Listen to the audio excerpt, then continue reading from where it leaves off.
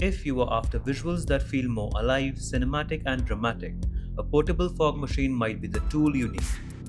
I've been using the Telesin C40 for a while now across a range of projects, and it's quickly become a staple in my creative toolkit. It comes neatly packed in a hard case with everything you need: the main unit, a fluid chamber, USB-C charging cable, elbow extensions for angled setups, and 3 different nozzle heads for various smoke styles. Weighing at under 300 grams, it packs a 2500 mAh battery, a built-in magnetic remote, and a 1/4-inch screw mount, making it incredibly versatile. Setup is straightforward. Just fill the chambers with the included fog liquid, insert the chamber in its slot, secure with the lid, attach the bent pipes, pick your desired smoke mode using one of the nozzle heads, and you are ready to go. It offers 3 presets for fog, dry ice, and steam.